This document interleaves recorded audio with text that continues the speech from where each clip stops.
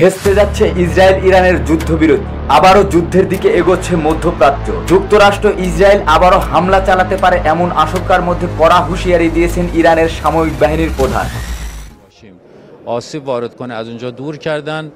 চলমান যুদ্ধবিরতি নিয়ে সন্দেহ প্রকাশ করে ইরানের সামরিক বাহিনীর প্রধান মেজর জেনারেল আব্দুর রহিম মুসাবি জানান, যুক্তরাষ্ট্র ও তেল আবিব আবারও হামলা করলে ইরান তার পূর্ণ শক্তি দিয়ে জবাব দেবে।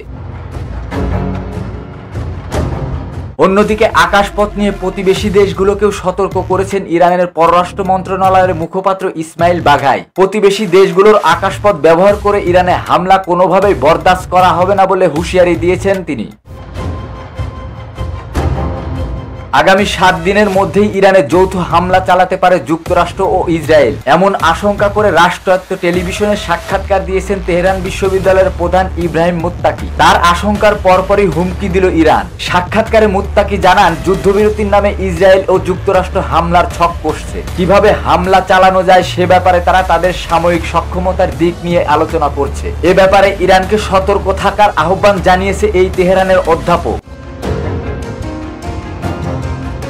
তেহরানের অধ্যাপকের আশঙ্কার ঠিক 2 দিন আগে তেহরানে আবারও বোমা হামলার হুমকি দিয়েছেন যুক্তরাষ্ট্রের প্রেসিডেন্ট ডোনাল্ড ট্রাম্প। হোয়াইট হাউসের সাংবাদিক সম্মেলনে ট্রাম্প বলেন, গোয়েন্দা রিপোর্টে যদি জানা যায় তেহরান পরমাণু বোমা বানানোর মতো পরিমাণ ইউরেনিয়াম মজুত করছে, তবে বোমা ফেলতে দ্বিধা করবে না যুক্তরাষ্ট্র। If Iran, are you from Iran? No, I'm not from Iran. I'm from the UK. But if the intelligence reports conclude that Iran can enrich uranium to a level that concerns you, would you consider bombing the country again? Sure, without question, absolutely.